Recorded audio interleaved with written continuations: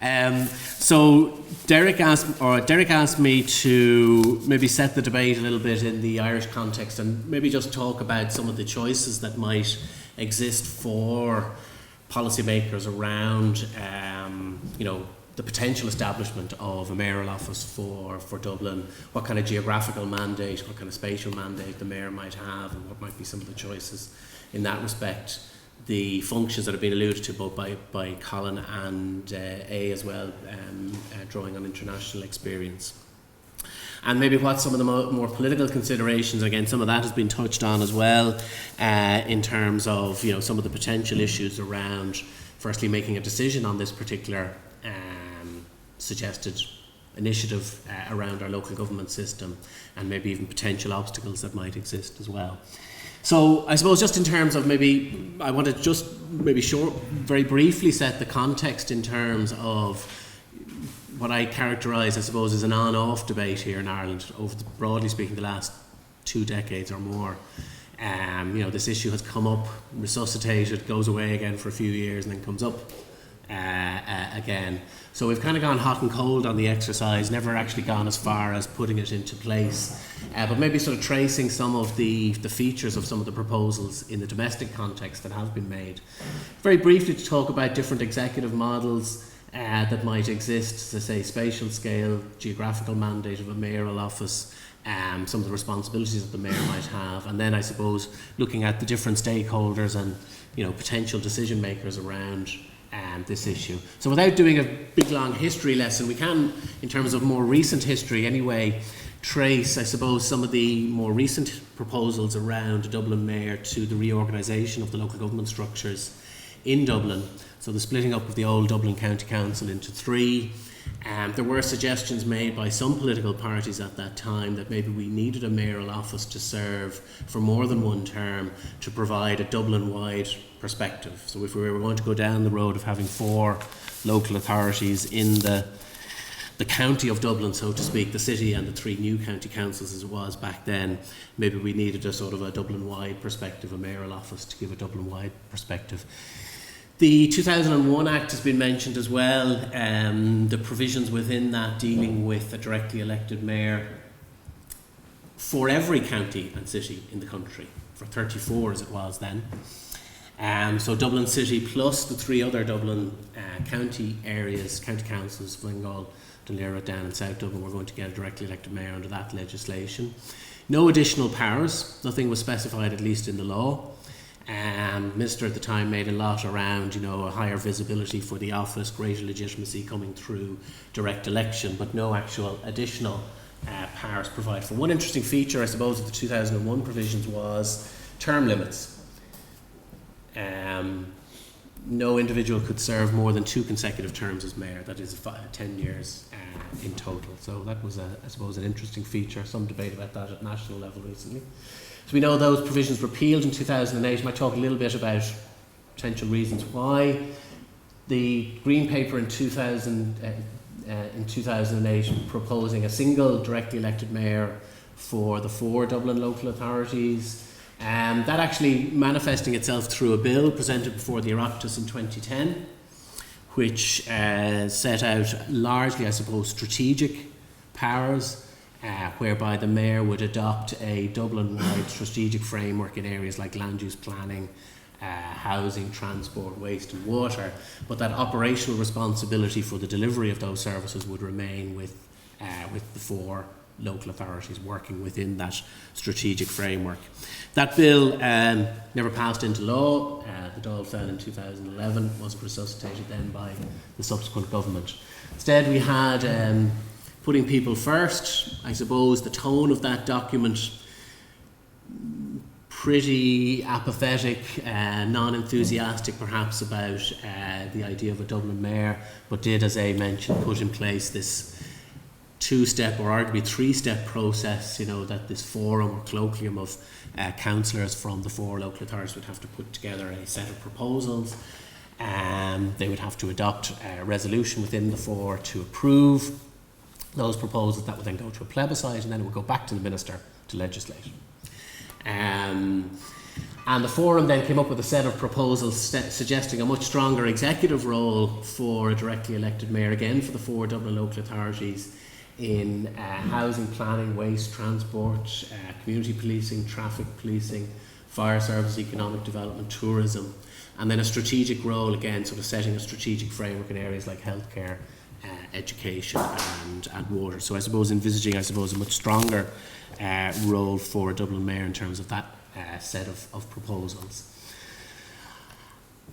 I might come back to, I suppose, where some of those, where some of the resistance, I suppose, to some of those proposals came from. But I suppose just in terms of executive models, and again, some of this has been touched on already, just to suggest, I suppose, to the audience, directly elected mayors, notwithstanding their increased popularity in many parts of the world, across Europe, places like South America as well, they're not the only show in town in terms of debates around changing our executive model.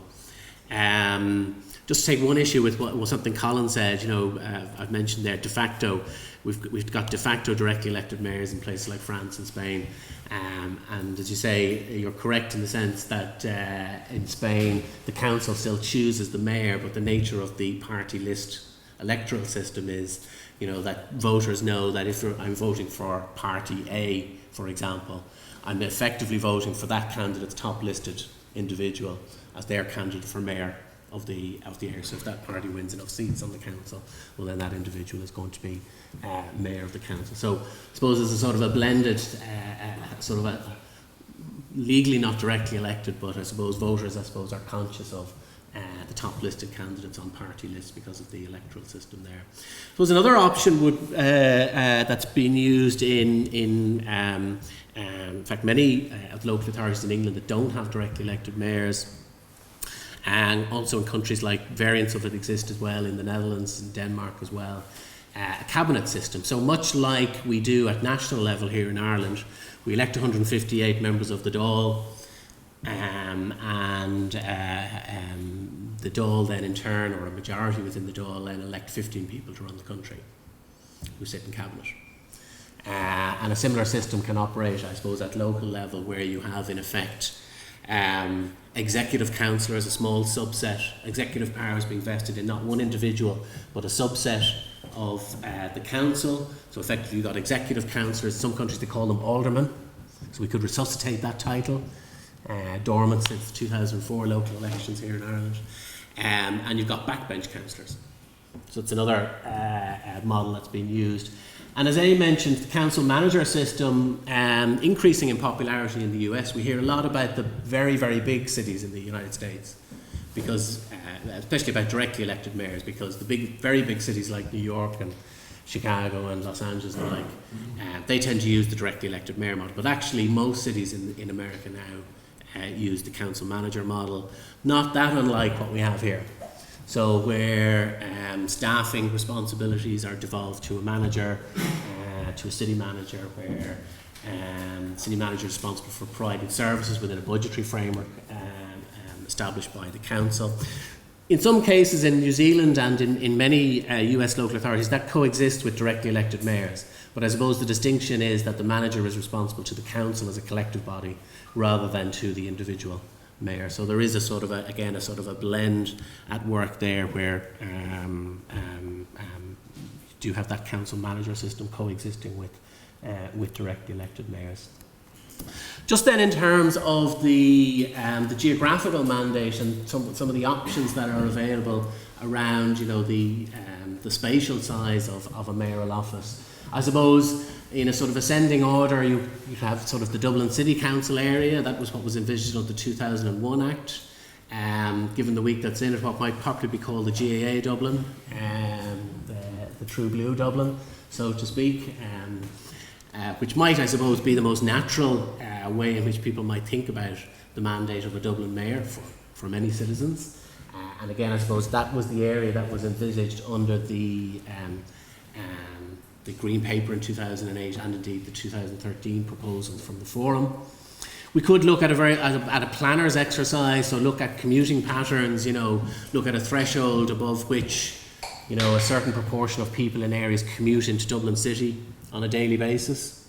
and maybe delineate a new boundary on the basis, particularly maybe if the mayor's mandate was going to be focused on areas around land use planning or transport, it might make sense to delineate a new metropolitan Dublin boundary on the basis of things like commuting patterns. Administratively inconvenient, but possible to do. Or we could go for the greater Dublin area, that is Dublin City and County plus Meath, Wicklow, all of Meath, all of Wicklow, all of Kildare. Or we could go for the new Eastern and Middle region, a wider region. So I mean, people will have, I suppose, instinctive views about what may or may not be feasible, I suppose, in terms of geographical mandate. And I suppose in terms of responsibilities, I mean, broadly speaking, we could distinguish between some kind of balance between strategic and executive responsibilities. Is it primarily about setting a framework within which either existing local authorities or national agencies have to operate, state bodies have to operate, or is it about transferring personnel, transferring decision-making powers, transferring budgets to a mayoral office, giving them more executive powers? I suppose the 2008 Green Paper tended to lean towards the strategic role. The 2013 proposal much stronger on the executive side of things. Potential areas again have been mentioned in previous proposals listed there. And what might be the mix of transfer of responsibility from the existing suite of services provided by the local government system and things that might be transferred by national agencies. I suppose there you would have to say, I mean, our experience around devolution in Ireland is pretty limited. So our precedent in terms of transferring responsibility from national agencies or departments to local government is pretty limited. And certainly a reading of the likes of the 2010 bill or the Putting People First programme as well would lead one to think that if we were going to establish a mayoral office, the bulk of responsibilities would probably come from the existing suite of local government services. The 2013 proposals went much further in terms of transferring responsibilities from a series of national agencies and bodies, and so I understand that led to quite a lot of resistance, particularly at cabinet level. A lot of ministers apparently at the time were not thrilled with the idea of personnel and budgets being transferred from their responsibility to a new mayoral office.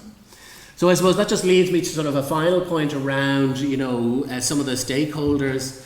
If we were looking at establishing a mayor with an electoral mandate, say of Dublin, the GAA Dublin, population of about 1.35 million as of this year's census, that would have that the individual holding office would have a considerable electoral mandate. To what extent would that be something welcomed by national government? And indeed, to what extent would that be welcomed by cabinet? We have, I think, by common consensus, an executive-dominated system at national level. We don't do checks and balances really in Ireland. The 15 people that sit around that meet every week to run the country and serve as ministers. We have a relatively weak legislature by international standards, a relatively weak parliament, we have a relatively weak head of state, and we have a relatively weak local government system. I'm open to correction, but I can't think of that many examples where a government has consciously made a decision to set up a political office that would maybe act as a counterbalance or a rival or a more questioning source of contention, I suppose, to the dominance of cabinet. We have of course had ministers who've been interested in spreading the power a bit, but I think they've tended to be in the minority. Once they get to the ministerial office, they tend to be less than enthused about spreading the power around. Backbench TDs. As I understand it, the 2003 amendment to repeal the provisions in the 2001 Act on directly elected mayors in each county and city was, effectively torpedoed by backbench TDs and senators who were less than enthusiastic about the idea of a mayor serving office for 5 years in their backyard, potentially from their own political party, and this serving as a platform then for the next competition at general election time. So another group of stakeholders, I suppose, that potentially exist around decision making on this issue. Local councillors, Colin has talked about that in the UK context. I detect a little bit of a change. Some surveys of councils which suggest the idea is a little bit more attractive, but I think councillors are less than united, and we might get a reflection of that in the discussion afterwards. Less than united on this kind of issue. You know, some in favour, some less enthusiastic about it. And then again, Colin has mentioned in the UK context, if we got to the stage of a referendum, you know, there's no guarantee that, you know, citizens are actually going to approve. As we know from our own experience with referenda here in the Irish context, they can be very unpredictable things. So opinion polls might show strong support for a proposal early on in a referendum campaign, but that can wither away relatively quickly as we get closer to polling day. So, you know, there are, I suppose, a number of stakeholder groups that we might need to think about, I suppose, as part of the decision making around this office. So that's just a very quick summary from my point of view around some of the potential choices, and look forward to the discussion afterwards. Thanks very much.